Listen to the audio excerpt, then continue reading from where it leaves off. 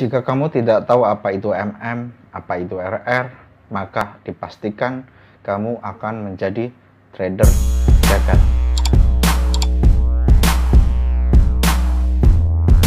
8 langkah sukses untuk trader pemula.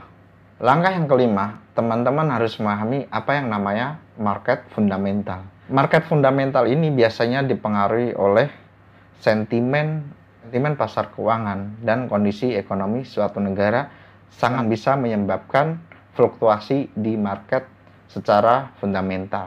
Di market fundamental ada namanya istilah kalender ekonomi dan teman-teman bisa diakses di forexfactory.com. Di sini ada jadwal di news atau dirilis di suatu kalender ekonomi sangat mempengaruhi reaksi terhadap pasar.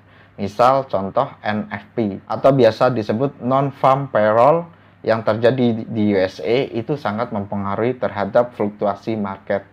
Biasanya fluktuasi ada dua jenis, antara positif dan negatif. Jadi teman-teman tinggal mempelajari itu pengaruhnya di positif atau negatif untuk memudahkan trader masuk ke eksekusi pasar. Data ekonomi di market fundamental, ekonomi yang dirilis di kalender ekonomi biasanya sangat ditunggu oleh banyak trader karena menentukan kapan dia akan melakukan sell atau buy. Yang keenam, teman-teman harus memahami apa itu namanya technical, analisis technical. Memahami suatu analisis technical, teman-teman harus memahami jenis-jenis candle. Itu berhubungan dengan time frame. Banyak trader yang memakai time frame berbeda-beda untuk menganalisa pasar. Ada yang pakai H4, ada yang pakai H1 atau D1 atau weekly. Tergantung trader itu biasa menganalisis dengan cara apa.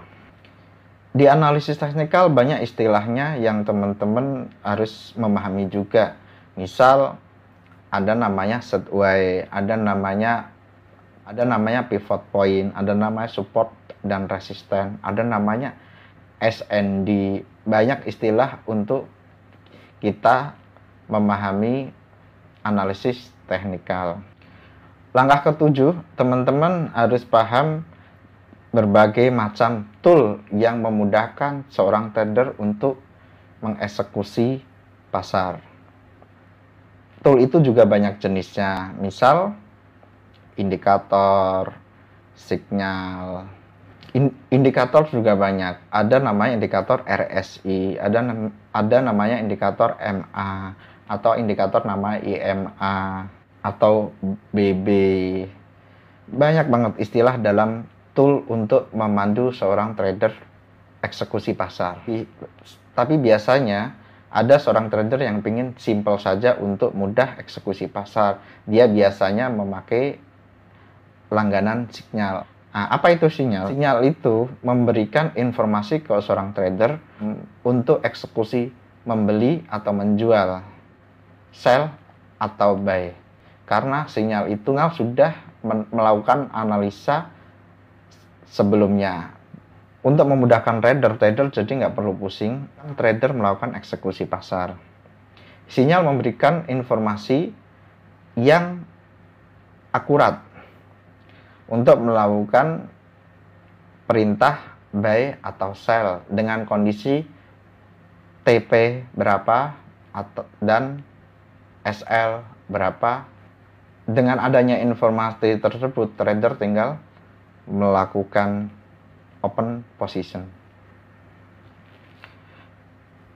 Ini adalah langkah terakhir. Langkah nomor 8 ini adalah langkah yang paling vital untuk seorang trader harus paham. Apa yang disebut MM dan apa yang disebut RR. MM adalah money management, RR adalah risk dan reward. Jika seorang trader memahami apa itu MM, apa itu RR, maka dia akan mudah untuk melakukan open posisi dengan berapa lot yang tepat dan berapa poin dia harus ambil profit atau berapa poin dia harus ambil stop loss. Karena MM yang baik dan RR yang baik, seorang trader bisa terhindarkan dari MC atau boleh disebut margin call. Bahasa awamnya adalah dana kita ludes, dana kita habis. Itu tergantung seberapa pintar trader mengelola keuangan saldonya untuk bertrading. Kenapa RR itu penting? Trader mengelola seberapa besar risikonya, seberapa besar risiko yang akan dia pakai berbanding dengan keuntungan atau profit berapa yang dia dapatkan. Trader yang bijak adalah yang bisa membuat risiko sekecil-kecilnya dengan profit sebesar-besarnya. Penjelasan tentang MM dan RR sangatlah detail. Mungkin butuh satu video khusus untuk bisa menjelaskan apa itu RR dan apa itu MM. Jika teman-teman trader pemula sudah menguasai minimal memahami 8 langkah tadi, saya yakin teman-teman mulai trading pasti dengan mudah. Bagaimana kita tahu teman-teman sudah menguasai 8 langkah itu? Adalah ketika teman-teman bisa menjawab 5 pertanyaan ini. Pertama, teman-teman akan bertrading dengan strategi apa? Silakan dijawab. Yang kedua, kapan teman-teman tahu atau kapan teman-teman bisa menentukan saat yang tepat untuk sell atau buy? Yang ketiga, berapa lot yang harus teman-teman pakai untuk setiap kali open posisi? Yang keempat, berapa pips atau berapa poin yang teman-teman harus pasang untuk mengambil TP? Dan berapa risiko atau besaran loss yang teman-teman siap untuk dipasang? Jika teman-teman sudah bisa menjawab kelima pertanyaan ini, saya yakin teman-teman akan menjadi seorang trader yang berhasil. Berlatihlah setiap hari, belajarlah banyak teori mengenai istilah-istilah di forex, belajarlah mengenai banyaknya istilah-istilah dasar di forex.